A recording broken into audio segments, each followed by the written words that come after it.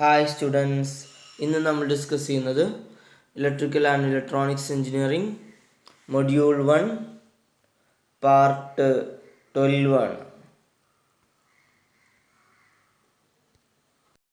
അപ്പോൾ കഴിഞ്ഞ ക്ലാസ്സിൽ നമ്മൾ ഡിസ്കസ് ചെയ്തത് സെല്ലുകളെ കുറിച്ചാണ്. പിന്നെ നമ്മൾ സെക്കൻഡറി സെല്ല്, പ്രൈമറി സെല്ലുകളെ കുറിച്ച് ഡിസ്കസ് ചെയ്തു. നെക്സ്റ്റ് ലെഡ് ആസിഡ് സെല്ല്, അതിൻ്റെ വർക്കിംഗ്, ചാർജിങ് ആൻഡ് ഡിസ്ചാർജിങ് ഒക്കെ നമ്മൾ പഠിച്ചു കഴിഞ്ഞു. ഇനി നമുക്ക് പഠിക്കാനുള്ളത് construction of lead acid battery.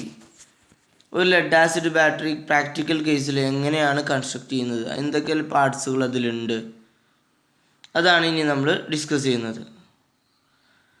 ഒരു ലെഡ് ആസിഡ് ബാറ്ററിയിൽ അടങ്ങിയിട്ടുള്ള പാർട്സുകൾ എന്ന് പറയുന്നത് അതിൻ്റെ container, next positive plate, negative plate, separator, electrolyte, cell covers and vent plugs, cell connectors, battery terminal.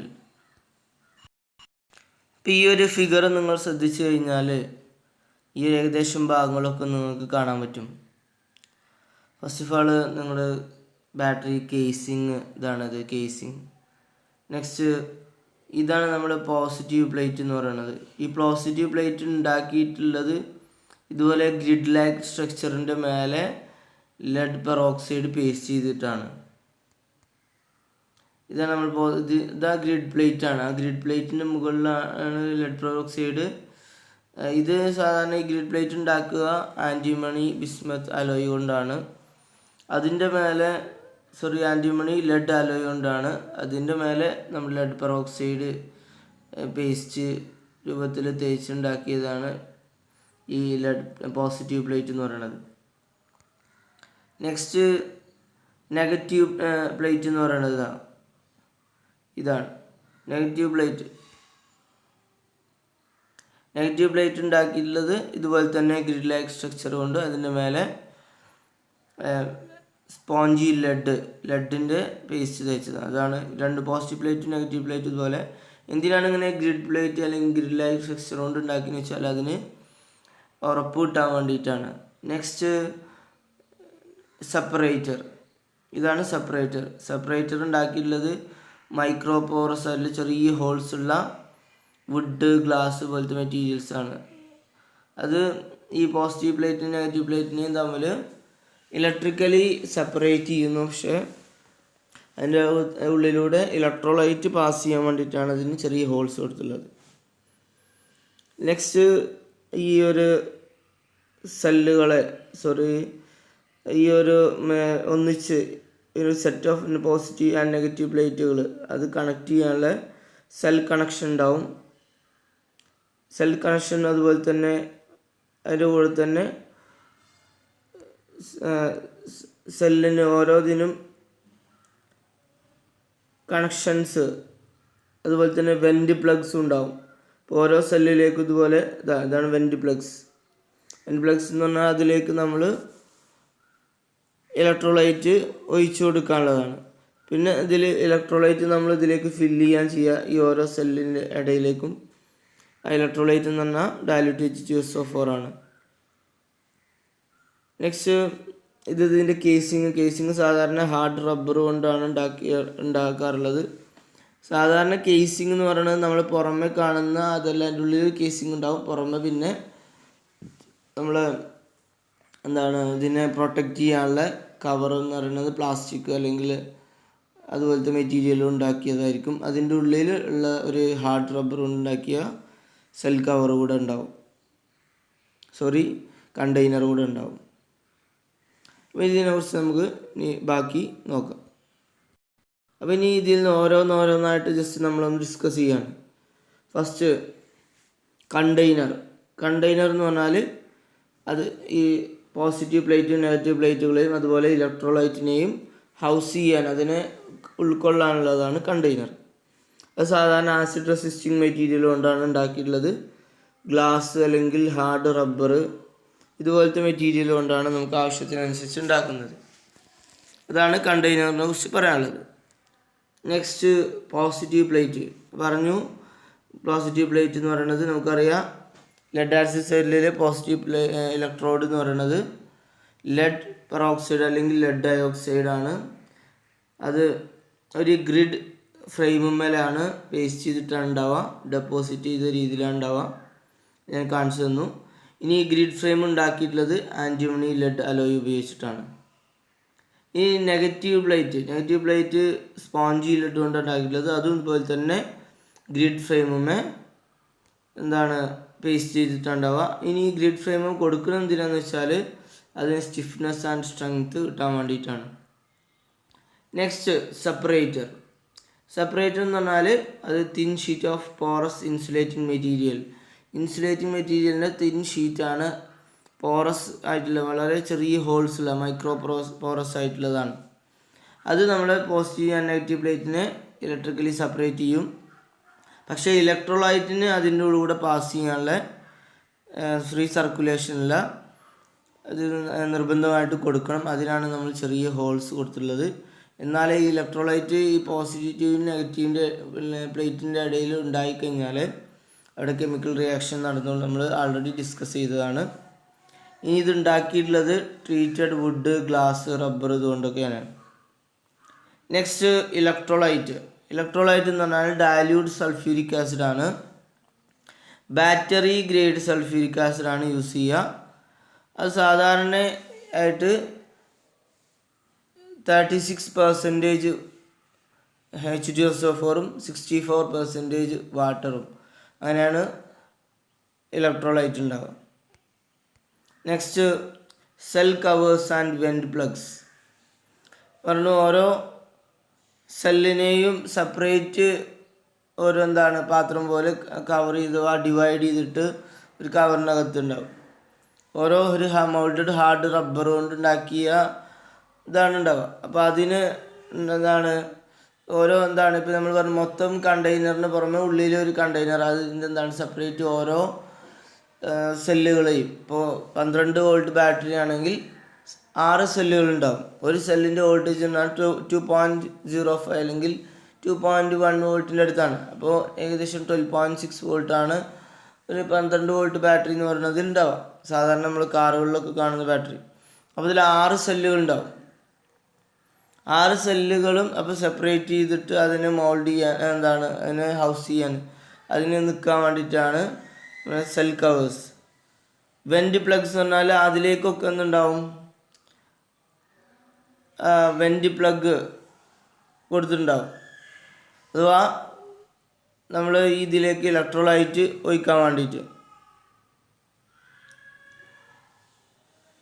Next ആ വെൻറ്റ് പ്ലഗിന് ചെറിയൊരു വെൻറ്റ് ഹോളും കൂടെ കൊടുത്തിട്ടുണ്ടാവും. നിങ്ങൾ ഇലക്ട്രോലൈറ്റ് ഒഴിക്കുന്ന സാധാരണ ലെഡ് ആസിഡ് ബാറ്ററി നിങ്ങൾ അല്ലെങ്കിൽ ഡിസ്റ്റിൽഡ് വാട്ടറൊക്കെ നിങ്ങൾ ടോപ്പപ്പ് ചെയ്യാറുണ്ട്. കുറേ കഴിയുന്ന സമയത്ത് മെയിൻ്റനൻസ് ചെയ്യുന്ന സമയത്ത് നമ്മൾ ബാറ്ററിയിലേക്ക് ബാറ്ററി വെള്ളം ഒഴിക്കുക എന്ന് പറയും. കുറച്ച് കഴിഞ്ഞാൽ ബാറ്ററി വാട്ടർ കുറവാകും. കാരണം കെമിക്കൽ റിയാക്ഷൻ നടന്നിട്ട് അവിടെ ഇവാപ്പറേറ്റ് ചെയ്ത് പോയിട്ട് ഒരുപാട് വെള്ളം ചിലപ്പോൾ കുറവ് വരും. അപ്പോൾ നമ്മൾ ഒഴിച്ചു കൊടുക്കുന്ന ഹോളാണ്, അതാണ് വെൻറ്റ്. അതിനുള്ള ടോപ്പാണ് വെൻറ്റ് പ്ലഗ് എന്ന് പറയുന്നത്. ആ ഹോളിന് ആ ടോപ്പുമ്പോൾ തന്നെ ചെറിയൊരു ഹോൾ ഉണ്ടാവും, അതാണ് വെൻറ്റ് ഹോൾ എന്ന് പറയുന്നത്. അതെന്തിനാന്ന് വെച്ചാൽ ഇനി ഈ ഒരു ഇതിൻ്റെ അകത്ത് കെമിക്കൽ റിയാക്ഷൻ നടന്നിട്ട് ഗ്യാസസ് ഒക്കെ പ്രൊഡ്യൂസ് ചെയ്യുകയാണെങ്കിൽ എസ്കേപ്പ് ചെയ്ത് ഈ ഹോളിൽ കൂടെ പുറത്ത് പോകാൻ വേണ്ടിയിട്ടാണ്. അത് ഫുൾ എയർ ടൈറ്റ് ആയി കഴിഞ്ഞാൽ അവിടെ കെമിക്കൽ റിയാക്ഷൻ നടക്കുന്ന സമയത്ത് എന്തെങ്കിലും എക്സ്പ്ലോഷൻ എന്തെങ്കിലും വരാതിരിക്കാനും, നമ്മൾ അതുപോലെ ഇലക്ട്രോലൈറ്റ് ഓവറായിട്ട് ഫില്ല് ചെയ്തിട്ടുണ്ടെങ്കിൽ അത് പുറത്തേക്ക് ഒഴിവായി പോകാനൊക്കെയാണ് ഈ വെൻറ്റ് ഹോൾ കൊടുത്തുള്ളത്. നെക്സ്റ്റ് സെൽ കണക്റ്റേഴ്സ് എന്ന് പറഞ്ഞാൽ ഓരോ സെല്ലുകളുടെയും ഇൻഡിവിജ്വലായിട്ട് കണക്ട് ചെയ്ത് ഒന്നിച്ച് സീരീസ് ആയിട്ട് കണക്ട് ചെയ്തുകൊണ്ടാണ് നമ്മൾ പോസിറ്റീവ് ടെർമിനൽ നെഗറ്റീവ് ടെർമിനലുമായിട്ട് കണക്ട് ചെയ്യുക. അപ്പോൾ അതിന് ഈ സെല്ലുകളെ കണക്ട് ചെയ്യാനുള്ളതാണ് സെൽ കണക്റ്റേഴ്സ് എന്ന് പറയുന്നത്. അത് സാധാരണ ഉണ്ടാക്കിയിട്ടുള്ളത് ലെഡ് അലോയ് കൊണ്ടാണ്.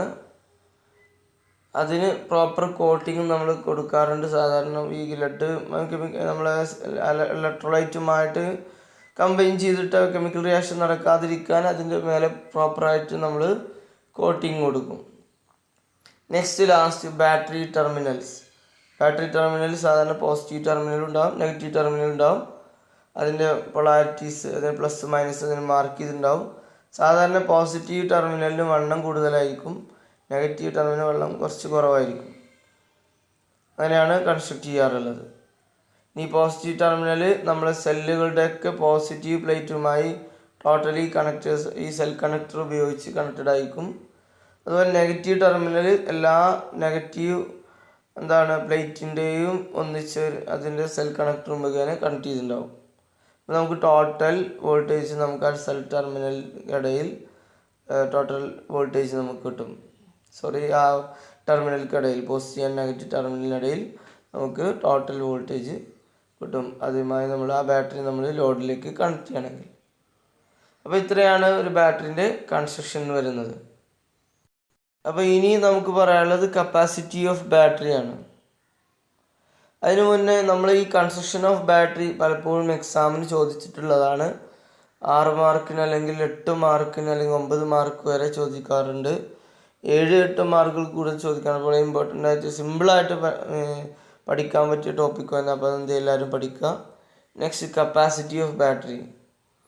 കപ്പാസിറ്റി ഓഫ് ബാറ്ററി എന്ന് പറഞ്ഞാൽ ഒരു ബാറ്ററിൻ്റെ കപ്പാസിറ്റി കൊണ്ട് ഉദ്ദേശിക്കുന്നത് it is the quantity of electricity which can give out during single discharge. ഒരു ബാറ്ററിക്ക് ഒരു ഫുൾ ചാർജ്ഡ് ആയിട്ടുള്ള ബാറ്ററി ഡിസ്ചാർജ് ആവുന്നതിന് മൊത്തം ഡിസ്ചാർജ് ആവുന്നതിന് മുന്നേ എത്ര എമൗണ്ട് ഓഫ് ഇലക്ട്രിസിറ്റി, എത്ര ക്വാണ്ടിറ്റി ഓഫ് ഇലക്ട്രിസിറ്റി നൽകാൻ കഴിയും എന്നുള്ളതാണ് കപ്പാസിറ്റി ഓഫ് ബാറ്ററി കൊണ്ട് ഉദ്ദേശിക്കുന്നത്. It is measured in ampere hour. സാധാരണ ആംബിയർ ഹവറിലാണ് ഇത് അറിയിക്കാറുള്ളത്. ഇത്ര ആംബിയർ കറണ്ട് ഇത്ര മണിക്കൂർ നൽകാൻ കഴിയുന്ന ബാറ്ററി. ഇങ്ങനെയാണ് നമ്മൾ എൻ്റെ ബാറ്ററി കപ്പാസിറ്റി അറിയിക്കാറുള്ളത്. ഇത്ര AH ബാറ്ററിയാണെന്ന് നമ്മൾ സാധാരണ പറയാറുണ്ട്. അപ്പോൾ നമ്മൾ അത് ബാറ്ററിൻ്റെ കപ്പാസിറ്റിയെ മനസ്സിലാക്കാൻ പറ്റും. നല്ല കപ്പാസിറ്റി കൂടിയ ബാറ്ററി ആണെങ്കിൽ നമ്മൾ 100 AH ബാറ്ററി 100 ആംബിയർ കറണ്ട് 1 മണിക്കൂറോളം നൽകാൻ കഴിയും.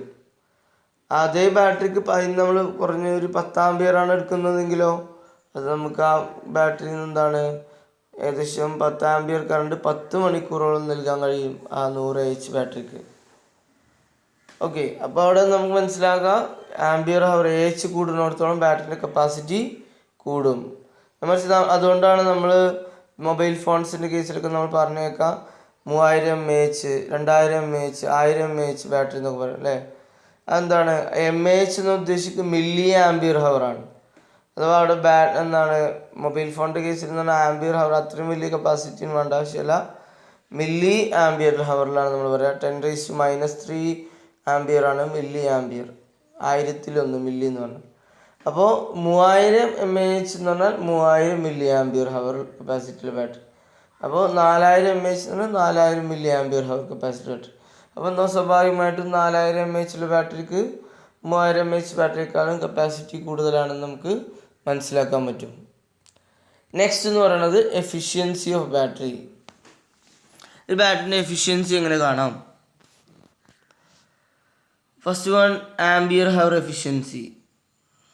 ആംബിയർ ഹവർ എഫിഷ്യൻസി എന്ന് പറഞ്ഞാൽ ampere hour discharge by ampere hour charge. എത്ര ആംബിയർ ഹവർ ഇത് ചാർജ് ചെയ്യാൻ ആവശ്യം വന്നു, എത്ര ആംബിയർ ഹവർ ഇതിന് തിരിച്ച് കിട്ടി. എപ്പോഴും ഔട്ട്പുട്ട് ബൈ ഇൻപുട്ട്, അതാണ് എഫിഷ്യൻസി. ഒരു കാര്യത്തിലേക്ക് നമ്മൾ ഇത്ര കൊടുത്തു, അതിനനുസരിച്ച് എത്രത്തോളം ഔട്ട്പുട്ട് കിട്ടി, അതാണ് അതിൻ്റെ എഫിഷ്യൻസി എന്ന് പറയുന്നത്. അപ്പോൾ ആംബിയർ ഹവർ എഫിഷ്യൻസി എന്ന് പറഞ്ഞാൽ ആംബിയർ ഹവറിൽ discharge by ampere hour charge. എത്ര ആംബിയർ ഹവർ കറണ്ട് നമ്മൾ എത്ര ആംബിയർ എത്ര മണിക്കൂർ കൊടുത്തിട്ടാണ് ഒരു ബാറ്ററി ഫുൾ ചാർജ് ആയത്. അതേ ബാറ്ററി എത്ര ആംബിയർ കറണ്ട് എത്ര മണിക്കൂർ തിരിച്ച് ഡിസ്ചാർജ് ചെയ്തപ്പോൾ തന്നു, അത് തമ്മിൽ ഡിവൈഡ് ചെയ്ത് കഴിഞ്ഞാൽ അതിൻ്റെ എഫിഷ്യൻസി ഇൻ ആംബിയർ ഹവർ കിട്ടും. ഇതുപോലെ വാട്ട് ഹവർ എഫിഷ്യൻസി എന്ന് പറഞ്ഞാൽ അത് വാട്ട് എന്ന് പറഞ്ഞാൽ എനർജീൻ്റെ യൂണിറ്റ് ആണല്ലേ, പവറിൻ്റെ യൂണിറ്റ് ആണല്ലേ. അപ്പോൾ അവിടെ എനർജി ഗിവൺ ടു ഡിസ്ചാർജ്. ഒരു ഡിസ്ചാർജിൽ എത്ര എനർജി തന്നു by energy given to charge ചെയ്യാൻ എത്ര എനർജി കൊടുത്തു. അത് തമ്മിലുള്ള റേഷ്യോ ആണ് വാട്ട് ഹവർ എഫിഷ്യൻസി എന്ന് പറയുന്നത്. ഇപ്പോൾ എഫിഷ്യൻസി ഓഫ് ബാറ്ററി രണ്ട് തരത്തിലാണ്, ampere hour efficiency and watt hour efficiency. ഇനി നമുക്ക് പറയാനുള്ളത് ബാറ്ററി റേറ്റിംഗ് ആണ്. ബാറ്ററി എങ്ങനെ റേറ്റ് ചെയ്യുന്നു? സാധാരണ ബാറ്ററികൾ എങ്ങനെയാണ് റേറ്റ് ചെയ്യാറുള്ളത്? റേറ്റിംഗ്സ് എന്ന് പറഞ്ഞാൽ എന്തിൻ്റെയും റേറ്റിംഗ്, നിങ്ങൾ മോഡേൺ യുഗത്തിൽ ജനിച്ച ആൾക്കാർക്ക് റേറ്റിംഗ് പറയേണ്ട ആവശ്യമില്ല. കാരണം മൊബൈൽ ഫോൺ എടുത്തു കഴിഞ്ഞാൽ ഫുള്ളും നിങ്ങൾ എപ്പോഴും ഒരു സോഫ്റ്റ്വെയർ ആപ്പ് ഇതൊക്കെ കണ്ടു കഴിഞ്ഞാൽ ആ ഒരു ആപ്പ് നമ്മൾ ഡൗൺലോഡ് ചെയ്ത് കഴിഞ്ഞാൽ റേറ്റ് ചെയ്യാൻ പറയും. റേറ്റ് ചെയ്യാൻ 3 സ്റ്റാർ 2 സ്റ്റാർ എന്നൊക്കെ പറഞ്ഞിട്ട്. എന്താണത്? നമ്മൾ എത്രത്തോളം അതിന് വാല്യൂ കൊടുക്കുന്നുണ്ട്, എത്രത്തോളം അത് നമുക്ക് ഉപകാരപ്പെടുന്നുണ്ട്. അതായത് റേറ്റിംഗ് കൂടുന്നതിനനുസരിച്ച് കപ്പാസിറ്റിയും കാര്യങ്ങൾ കൂടുതൽ, അല്ലെങ്കിൽ സോഫ്റ്റ്വെയർ ആകുമ്പോൾ അത് നല്ല ഇതാണെന്ന് മനസ്സിലാക്കാൻ പറ്റും. അപ്പോൾ ഇതുപോലെ തന്നെ ബാറ്ററി റേറ്റിംഗ് ഉണ്ട്. ബാറ്ററി റേറ്റിംഗ് എന്ന് പറഞ്ഞാൽ ബാറ്ററി എത്രത്തോളം കപ്പാസിറ്റി ഉള്ളതാണ്, നല്ലതാണെന്നുള്ളതാണ്. അപ്പോൾ രണ്ട് തരത്തിലാണ് ബാറ്ററി റേറ്റിംഗ് പറയാറുള്ളത്. ഒന്ന് നമ്മൾ നേരത്തെ പറഞ്ഞ ആംബിയർ ഹവർ കപ്പാസിറ്റിയിലും, അഥവാ നമ്മൾ പറഞ്ഞ ആംബിയർ ഹവർ കപ്പാസിറ്റിയിലും ബാറ്ററി റേറ്റിംഗ് പറയാറുണ്ട്. നെക്സ്റ്റ് സ്പെഷ്യലായിട്ട് റിസർവ് കപ്പാസിറ്റി എന്ന് പറഞ്ഞിട്ടുള്ള ബാറ്ററി റേറ്റിംഗ് ഉണ്ട്. ആംബിയർ ഹവർ കപ്പാസിറ്റി ഞാൻ നേരത്തെ പറഞ്ഞു, 3 AH ബാറ്ററി. ഒരു AH ബാറ്ററി എന്നുകൊണ്ട് ഉദ്ദേശിക്കുന്നത് ആംബിയർ ഹവർ, ഒരു ആംബിയർ ഹവർ കൊണ്ട് ഉദ്ദേശിക്കുന്നത് അതിനെ AH കൊണ്ടും പറയാറുണ്ട്, അല്ലെങ്കിൽ ആംബ് ഹവർ എന്ന് പറയാറുണ്ട്. അപ്പോൾ അത് എന്താണ്, amount of energy charge in a battery that will allow 1 ampere current to flow for 1 hour. 1 ampere current 1 മണിക്കൂർ നൽകാൻ കഴിയുന്ന ബാറ്ററിനെയാണ് നമ്മൾ 1 AH കപ്പാസിറ്റി ഉള്ള ബാറ്ററി എന്ന് പറഞ്ഞാൽ. അപ്പോൾ 100 AH ബാറ്ററി എന്ന് പറഞ്ഞാൽ 100 ആംബിയറിന് 1 മണിക്കൂർ നൽകാൻ കഴിയും. 1000 AH എന്ന് പറഞ്ഞാൽ 1000 ആംബിയർ 1 മണിക്കൂർ നൽകാൻ കഴിയും. അപ്പോൾ അതേ ബാറ്ററി നമ്മൾ എന്താണ്, ഒരു 1000 AH ബാറ്ററിന്ന് നമ്മൾ വെറും 5 ആംബിയറൊക്കെയാണ് വലിച്ചത് എങ്കിൽ എന്താണ്, 1000/5 അത്രയും മണിക്കൂർ അതിന് നൽകാൻ കഴിയും. ഇപ്പോൾ 100 AH ബാറ്ററി നമ്മൾ 1 ആംബിയറാണ് വലിക്കുന്നതെങ്കിൽ ആ 1 ആംബിയർ 100 മണിക്കൂർ നൽകാൻ കഴിയും. മനസ്സിലാക്കുക. ഓക്കെ. അപ്പോൾ നേരെ മറിച്ച് 100 ആംബിയറാണ് എടുക്കുന്നതെങ്കിൽ അത് 1 മണിക്കൂർ നൽകാൻ കഴിയില്ല. അപ്പോൾ ഒരു AH ബാറ്ററി എന്ന് പറഞ്ഞാൽ 1 ആംബിയർ കറണ്ട് 1 മണിക്കൂർ നൽകാൻ കഴിയുന്ന ബാറ്ററി. അതേ ബാറ്ററിക്ക് 1/2 ആംബിയർ ആണെങ്കിലോ 2 മണിക്കൂർ നൽകാൻ കഴിയും. അപ്പോൾ ടോട്ടൽ ഇൻറ്റു ചെയ്യുമ്പോൾ നമുക്ക് ആ വാല്യൂ കിട്ടിയാൽ മതി. മനസ്സിലായല്ലേ? അപ്പോൾ എന്താണ്, 100 AH ബാറ്ററി എന്ന് പറഞ്ഞാൽ 100 ആംബിയർ കറണ്ട് 1 മണിക്കൂർ നൽകാൻ കഴിയും. അപ്പോൾ ആ ഒരു രീതിയിൽ നമ്മൾ കപ്പാസിറ്റി പറയാറുണ്ട്. AH ആംബിയർ ഹവറിൽ നമ്മൾ ബാറ്ററിൻ്റെ കപ്പാസിറ്റി, അതുവഴി നമ്മൾ ബാറ്ററിൻ്റെ റേറ്റിംഗ് പറയാറുണ്ട്. അപ്പോൾ 100 AH ബാറ്ററി റേറ്റിംഗ് വേറെ എന്താണ്, 150 AH ബാറ്ററിൻ്റെ റേറ്റിംഗ് കൂടുതലാണ്, മനസ്സിലാക്കാൻ പറ്റും. Next reserve capacity. Reserve capacity എന്ന് പറഞ്ഞാൽ അത് another type of battery rating ആണ്.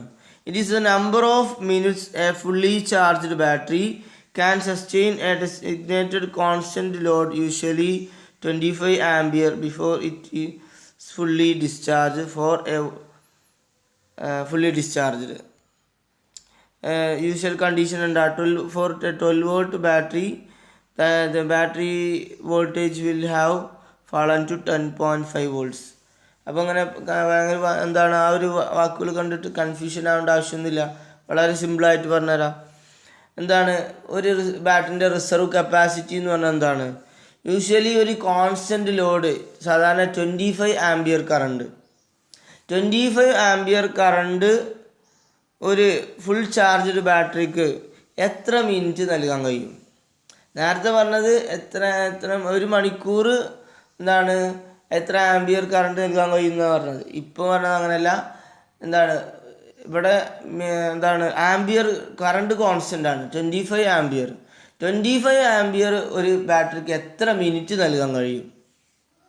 കണ്ടീഷൻ എന്താ, ആ ബാറ്ററി ഫുൾ ഡിസ്ചാർജ് ആണ്. ഫുൾ ഡിസ്ചാർജ് ആവാന്ന് പറഞ്ഞാൽ ലെഡ് ആസിഡ് ബാറ്ററിൻ്റെ കേസ് ആകുമ്പോൾ അത് സാധാരണ 12 വോൾട്ട് ബാറ്ററി ആണെങ്കിൽ, സാധാരണ 12 വോൾട്ട് ബാറ്ററിൻ്റെ കേസ് ആണെങ്കിൽ 10.5 വോൾട്ട് ആവുന്നതിന് മുന്നേ, 12 വോൾട്ട് ബാറ്ററി 10.5 വോൾട്ട് 10.5 വോൾട്ടായി കുറയുന്നതിന് മുന്നേ അതിന് എത്ര മിനിറ്റ് 25 ആംബിയർ കറണ്ട് നൽകാൻ കഴിയുന്നുള്ളതാണ് അതിൻ്റെ റിസർവ് കപ്പാസിറ്റി. ശരിക്കും അതിൻ്റെ കൂടെ തന്നെ വേറെ കണ്ടീഷൻസും കൂടെ ഉണ്ട്. എന്താണ്, 80 ഡിഗ്രി ഫാരൻഹീറ്റിലാവണം, അഥവാ നോർമൽ ടെമ്പറേച്ചറിലാവണം എന്നും കൂടെ ഇതിൻ്റെ കണ്ടീഷനിലുണ്ട്.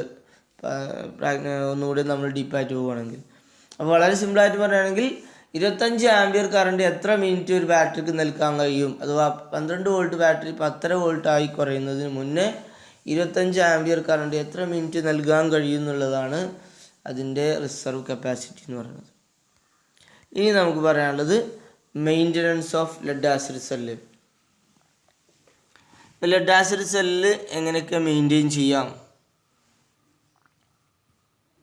ഫസ്റ്റ്, സാധാരണ നമ്മൾ ഏതൊരു ബാറ്ററി ആണെങ്കിലും റെഗുലർ ബേസിസിലായിട്ട് അതിനെ ചെക്ക് ചെയ്യണം.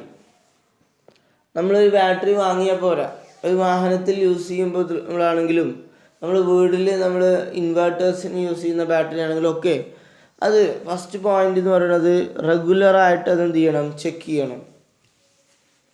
ബാറ്ററി ചാർജ് ആവുന്നുണ്ടോ, ബാറ്ററി ഓക്കെ ആണോ എന്നുള്ളത് ചെക്ക് ചെയ്യണം.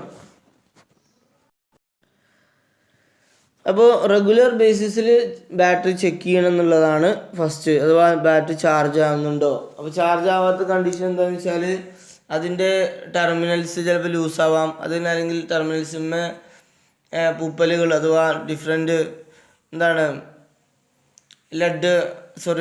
ലെഡ് പെറോക്സൈഡ്, അതുപോലെ ലെഡ് സൾഫേറ്റ്, അതുപോലെ തന്നെ കോപ്പർ സൾഫേറ്റ്. നിങ്ങൾ പൂപ്പൽ കണ്ടിട്ടുണ്ടാകും ബാറ്ററിന്, വെള്ളപ്പൊടി പോലെ ഉണ്ടാവും, ലെഡ് സൾഫേറ്റ് ആണ്. അല്ലെങ്കിൽ ചില സമയത്ത് പച്ച കളറിൽ കോപ്പർ വയറൊക്കെ ആണെങ്കിൽ കോപ്പർ സൾഫേറ്റ് ഫോം ചെയ്തിട്ടുണ്ടാകും. ചില സമയത്ത് അലുമിനിയം സൾഫേറ്റ് ഫോം ചെയ്യുന്നത്, അലുമിനിയം വയറാണെങ്കിൽ നമുക്ക് കണക്ട് ചെയ്തിട്ടുള്ളത്. അങ്ങനെ ഡിഫറെൻറ്റ് വയർസ് കണ്ടിന്യൂസ് ആ സെൽ ടെർമിനലിൽ നിങ്ങൾക്ക് അല്ലെങ്കിൽ ചിലപ്പോൾ ആ ലെഡ് തന്നെ ലെഡും സൾഫേറ്റും കമ്പിച്ച് ലെഡ് സൾഫേറ്റ് വെള്ളപ്പൊടികളാണ്. അത് എന്താണെന്ന് വെച്ചാൽ നമ്മൾ കണ്ടിന്യൂസ് ആയിട്ട് ബാറ്ററി ചാർജ് ചെയ്യുന്ന സമയത്ത് അതിൽ നിന്ന് ഇവാപ്പറേറ്റ് ചെയ്ത് വന്നിട്ടുള്ള H2SO4 സൾഫ്യൂരിക് ആസിഡ് നമ്മൾ സെൽ ടെർമിനലുമായിട്ട് ബാറ്ററി ടെർമിനലുമായിട്ട് റിയാക്ട് ചെയ്തിട്ട് അല്ലെങ്കിൽ അതിമത്തുള്ള വയറുമായി റിയാക്ട് ചെയ്തിട്ട് ഉണ്ടാകുന്ന പൂപ്പലകളാണ്. അതൊക്കെ വന്നു കഴിഞ്ഞാൽ ബാറ്ററി ചാർജിങ് കറക്റ്റ് നടക്കില്ല. അപ്പോൾ അത് ക്ലീൻ ചെയ്ത് കൊടുക്കണം. അപ്പോൾ ബാറ്ററി ചെക്ക് ചെയ്തിട്ട് ചാർജ് ആവുന്നുണ്ടോ കറക്റ്റ് ഒന്ന് ചെക്ക് ചെയ്യണം. ഇനി use hydrometer to check the specific gravity of lead acid batteries. Hydrometer എന്ന് പറഞ്ഞാൽ ഒരു ചെറിയൊരു ഡിവൈസ് ഉണ്ട്. ഹൈഡ്രോമീറ്റർ വെച്ചിട്ട് നമുക്ക് സ്പെസിഫിക് ഗ്രാവിറ്റി അളക്കാൻ പറ്റും. ഒരു ബാറ്ററിൻ്റെ ചാർജിങ് കണ്ടീഷൻ അതിൻ്റെ സ്പെസിഫിക് ഗ്രാവിറ്റി, ഇലക്ട്രോലൈറ്റിൻ്റെ സ്പെസിഫിക് ഗ്രാവിറ്റി എന്ന് മനസ്സിലാക്കാൻ പറ്റും. ഒരു ഫുൾ ചാർജ് ബാറ്ററി ആണെങ്കിൽ 1.24 സ്പെസിഫിക് ഗ്രാവിറ്റി ഉണ്ടാവും. ഏറ്റവും ഡിസ്ചാർജ് ആണെങ്കിൽ 1.114 ആ റേഞ്ചിൽ വരും. അപ്പോൾ 1.28 ആട്ടോ ഫുൾ ചാർജ് ബാറ്ററിക്ക് 1.28 റേഞ്ചിലാണ് സ്പെസിഫിക് ഗ്രാവിറ്റി വരും. അപ്പോൾ അവിടെ ഫുൾ ചാർജ് ബാറ്ററീൻ്റെ കേസിൽ അവിടെ സ്പെസിഫിക് ഗ്രാവിറ്റി നമുക്ക് നോക്കി കഴിഞ്ഞാൽ ഹൈഡ്രോമീറ്ററിൽ നമുക്ക് വാല്യൂ അതിൽ തന്നെ കൊടുത്തിട്ടുണ്ടാവും. റെഡ് മാർക്ക്, അതുപോലെ തന്നെ ബ്ലൂ, ഗ്രീനൊക്കെ മാർക്കുകൾ കൊടുത്തിട്ടുണ്ടാവും. അപ്പോൾ ഏറ്റവും മുകളിൽ ഫുൾ ചാർജറാണെങ്കിൽ ഈ ഫുൾ സ്പെസിഫിക് ഗ്രാവിറ്റി ഉണ്ടെങ്കിൽ അഥവാ ഗ്രീൻ മാർക്കിൽ നമ്മൾ ഈ ഹൈഡ്രോമീറ്റർ ഉപയോഗിച്ച് നമ്മൾ ഇലക്ട്രോലൈറ്റ് അതിൻ്റെ അകത്തേക്ക് നമ്മൾ പ്രസ് ചെയ്തെടുത്തു കഴിഞ്ഞാൽ നമുക്ക് മനസ്സിലാക്കാം ആ ഇലക്ട്രോലൈറ്റ് ലെവൽ നിൽക്കുന്നതിനനുസരിച്ച് ഉള്ളിൽ ഫ്ലോട്ട് ഉണ്ടാവും. ഈ ഹൈഡ്രോമീറ്ററിൻ്റെ ഉള്ളിൽ ആ ഫ്ലോട്ട് എവിടെയാണ് വന്ന് നിൽക്കുന്നത്, അത് ഗ്രീനിലാണ് അഥവാ നമ്മൾ ഫുൾ ചാർജ് ബാറ്ററിൻ്റെ സ്പെസിഫിക് ഗ്രാവിറ്റിയിലാണെങ്കിൽ അപ്പോൾ നമുക്ക് മനസ്സിലാക്കാം അത് ഫുൾ ചാർജ് ബാറ്ററിയാണ്. അല്ല ഇലക്ട്രോലൈറ്റിൻ്റെ സ്പെസിഫിക് ഗ്രാവിറ്റി പറ്റ കുറഞ്ഞിട്ടുണ്ടെങ്കിൽ നമ്മൾ എന്ത് ചെയ്യണം, ബാറ്ററി റീചാർജ് ചെയ്യണം. ചില സമയത്ത് ഡൗൺ ആയിട്ടുണ്ടെങ്കിൽ നമ്മൾ മനസ്സിലാക്കുക ബാറ്ററി സാധാരണ നോർമൽ കണ്ടീഷനിൽ ചാർജ് ആവുന്നില്ല എന്ന്. അപ്പോൾ നമ്മൾ ചില സമയത്ത് ബൂസ്റ്റ് ചെയ്യേണ്ടി വരും. ഹൈ കറണ്ട് കൊടുത്ത് അതൊന്ന് ബൂസ്റ്റ് ചെയ്തെടുത്താൽ ചില സമയത്ത് ശരിയാവുള്ളൂ. അപ്പോൾ ബാറ്ററി റെഗുലറായിട്ട് ചെക്ക് ചെയ്യണം. അതിൻ്റെ കൂടെ തന്നെ സ്പെസിഫിക് ഗ്രാവിറ്റി ചെക്ക് ചെയ്തിട്ട് അതിൻ്റെ ബാറ്ററി ചാർജിങ് കണ്ടീഷൻ മനസ്സിലാക്കാൻ പറ്റും. നെക്സ്റ്റ് ഇലക്ട്രോലൈറ്റ് ലെവൽ ചെക്ക് ചെയ്യണം. ചിലപ്പോൾ ചാർജൊക്കെ ഉണ്ടാവും, പക്ഷേ ഇലക്ട്രോലൈറ്റ് ലെവൽ കുറഞ്ഞ് വന്നിട്ടുണ്ടാവും. ഇലക്ട്രോലൈറ്റ് ലെവൽ കുറവാണെങ്കിൽ അഥവാ ഈ ഇലക്ട്രോലൈറ്റ് എന്ന് പറഞ്ഞാൽ വെള്ളവും സൾഫ്യൂരിക് ആസിഡുമാണ്. ഈ സൾഫ്യൂരിക് ആസിഡും വെള്ളവും കൂടി ആകുമ്പോൾ അതിന് ഇത് കെമിക്കൽ റിയാക്ഷൻ നടക്കുന്നത് ചാർജിങ് ഡിസ്ചാർജിങ് നടന്നുകൊണ്ടിരിക്കുമ്പോൾ അതിന് ചിലപ്പോൾ ഹൈഡ്രജൻ ഗ്യാസ് ഓക്സിജനൊക്കെ ചിലപ്പോൾ പുറത്തേക്ക് ഇവോൾവ് ചെയ്ത് പോയിട്ടുണ്ടാവും, ഗ്യാസ് ആയിട്ട് പോയിട്ടുണ്ടാവും. അപ്പോൾ വെള്ളത്തിൻ്റെ അളവ് കുറഞ്ഞു വരും. അപ്പോൾ നമ്മളതിലേക്ക് ഡിസ്റ്റിൽഡ് വാട്ടർ ഉപയോഗിക്കണം ടോപ്പ് അപ്പ് ചെയ്യണം. ആൾറെഡി സൾഫ്യൂരിക് ആസിഡ് ഉണ്ടാകും, പക്ഷേ അതിൻ്റെ കൂടെ ചേർന്ന് വെള്ളത്തിൻ്റെ അളവ് കുറഞ്ഞിട്ടുണ്ടാവും. അപ്പോൾ നമ്മൾ എന്ത് ചെയ്യുകയാണ്, അതിലേക്ക് ഡിസ്റ്റിൽഡ് വാട്ടർ എന്ന് പറഞ്ഞാൽ ബാറ്ററി വാട്ടർ നമുക്ക് കിട്ടും. അഥവാ ആ വെള്ളം തിളപ്പിച്ചിട്ട് അതിന് അത് കണ്ടൻസ് ചെയ്ത് അത് മറ്റു മിനറൽസൊക്കെ ഒഴിവായി. നമ്മൾ കുടിക്കുന്ന വെള്ളമല്ല, കുടിക്കുന്ന വെള്ളത്തിൽ മിനറൽസ് ഉണ്ടാവും. അപ്പോൾ ഈ മിനറൽസൊക്കെ മിനറൽസ് ഉണ്ടായിക്കഴിഞ്ഞാൽ അത് എലമെൻസ് ആണ്. അത് കെമിക്കൽ റിയാക്ഷൻ നടന്നിട്ട് ബാറ്ററിനെ കംപ്ലൈൻറ്റ് ആക്കും. അതുകൊണ്ട് ഒരിക്കലും നമ്മൾ കിണറ്റിൽ നിന്നുള്ള വെള്ളമോ അല്ലെങ്കിൽ പ്യുവർ വെള്ളമോ നമ്മൾ ഒരിക്കലും ബാറ്ററിയിലേക്ക് ഒഴിക്കാൻ പാടില്ല. അതിന് ഡിസ്റ്റിൽഡ് വാട്ടർ നമ്മൾ എന്ത് ചെയ്യണം, കടയിൽ നിന്ന് വാങ്ങിയിട്ട് തന്നെ ഒന്ന് ഒഴിച്ചു കൊടുക്കണം. ഒരിക്കലും do not add water to discharge batteries. സാധാരണ വെള്ളം ഒരിക്കലും എന്ത് ചെയ്യരുത്, ഡിസ്ചാർജ് ബാറ്ററിക്ക് ഒഴിച്ചു കൊടുക്കരുത്. അതുപോലെ തന്നെ keep the tops of the batteries clean and check that cables R tight. Battery clean ആണെന്ന്, അതിൻ്റെ മുകൾ ഭാഗം ടോപ്പിലൊക്കെ ക്ലീൻ ആണെന്ന് നോക്കുക. അഥവാ ടെർമിനൽസൊക്കെ ക്ലീൻ ആണെന്ന് നോക്കുക. കേബിളുകളൊക്കെ ടൈറ്റ് ആണെന്ന് നോക്കുക. Next, do not tight and remove cables while charging or discharging. Charging discharging സമയത്തൊന്നും നമുക്ക് എന്ത് ചെയ്യരുത്, ഈ കേബിൾസ് റിമൂവ് ചെയ്യുകയോ ടൈറ്റ് ചെയ്യുകയോ ചെയ്യരുത്. ഓക്കെ, ഇനി any spark around the batteries can cos hydrogen explosion inside. ഒരിക്കലും ബാറ്ററി നമ്മൾ തീയിൻ്റെ അടുത്തോ അല്ലെങ്കിൽ സ്പാർക്ക് വരുന്ന സ്ഥലത്തോ ഒരിക്കലും പ്ലേസ് ചെയ്യരുത്, സ്റ്റോർ ചെയ്യരുത്, അല്ലെങ്കിൽ അങ്ങനത്തെ സ്ഥലത്ത് വെക്കരുത്. വെച്ച് കഴിഞ്ഞാൽ എന്തെങ്കിലും ചെറിയ സ്പാർക്ക് കിട്ടിക്കഴിഞ്ഞാൽ ചിലപ്പോൾ അതിൽ നിന്ന് വരുന്ന ഹൈഡ്രജൻ ഗ്യാസ് എക്സ്പ്ലോഡ് ചെയ്യാൻ സാധ്യതയുണ്ട്, അത് ബാറ്ററി കത്തിപ്പോകാൻ സാധ്യതയുണ്ട്. അതാണ് മെയിൻ്റനൻസ് ഓഫ് ലെഡ് ആസിഡ് സെല്ലിനെ കുറിച്ച് പറയാനുള്ളത്. ഇതോടെ നമ്മൾ ഫസ്റ്റ് മൊഡ്യൂള് കംപ്ലീറ്റ് ആയി. ഇനി നമുക്ക് അടുത്ത ടോപ്പിക്കിൽ നമ്മൾ നെക്സ്റ്റ് സെക്കൻഡ് മൊഡ്യൂൾ ഡിസ്കസ് ചെയ്യാം.